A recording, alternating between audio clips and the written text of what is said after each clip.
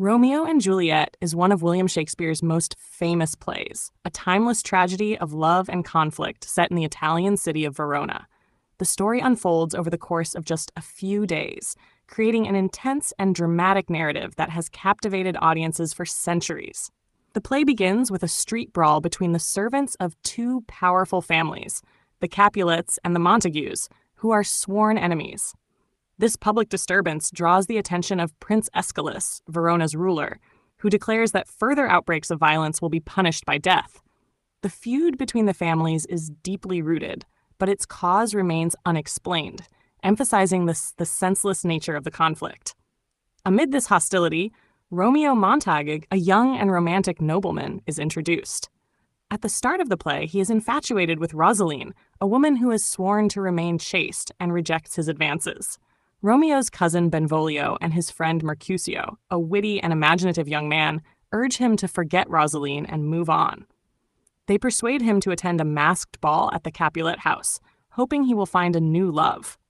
At the ball, hosted by Lord Capulet to showcase his daughter Juliet to the eligible bachelor Paris, Romeo and Juliet meet for the first time. Their connection is immediate and profound. They are drawn to each other without knowing each other's identities. When they later discover that they belong to feuding families, their love becomes both a source of joy and a harbinger of tragedy. Despite the obstacles, Romeo and Juliet are determined to be together. The next day, Romeo sneaks into Juliet's garden and overhears her confessing her love for him during the famous balcony scene. They exchange vows of eternal devotion and plan to marry in secret. With the help of Friar Lawrence, a wise and well-meaning priest, they are wed the following day. Friar Lawrence hopes that their union will reconcile the warring families. However, fate intervenes in their plans. Tybalt, Juliet's hot-headed cousin, challenges Romeo to a duel, enraged that Romeo attended the Capulet ball uninvited. Romeo refuses to fight Tybalt as he now secretly considers him family through his marriage to Juliet. Mercutio, however, takes up Tybalt's challenge and is fatally wounded. Overcome with grief and anger, Romeo kills Tybalt in retaliation. This act of vengeance marks a turning point in the play. Romeo is banished from Verona by the prince, who shows mercy by sparing his life but decrees that he must leave the city immediately. Romeo and Juliet's love faces its greatest test. Juliet is devastated by Tybalt's death but remains loyal to Romeo. That night, they share a passionate farewell before Romeo departs for Mantua, where he will live in exile. Meanwhile, Lord and Lady Capulet, unaware of Juliet's secret marriage, arrange for her to marry Paris. Juliet is horrified by this prospect and seeks help from Friar Lawrence.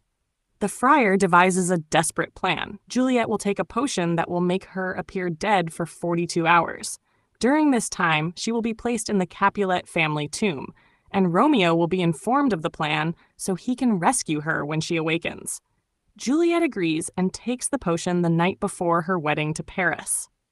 When her family discovers her apparently lifeless body, they are overcome with grief and lay her in the tomb. However, the plan goes tragically awry. The message explaining the scheme fails to reach Romeo in Mantua due to a plague-related quarantine. Instead, Romeo learns of Juliet's death from his servant Balthasar. Heartbroken and believing Juliet to be truly dead, Romeo resolves to join her in death. He purchases poison from an apothecary and returns to Verona. At the Capulet tomb, Romeo encounters Paris, who has come to mourn Juliet. The two men fight, and Romeo kills Paris. Inside the tomb, Romeo finds Juliet's lifeless body and, after a sorrowful farewell, drinks the poison. Moments later, Juliet awakens to find Romeo dead beside her.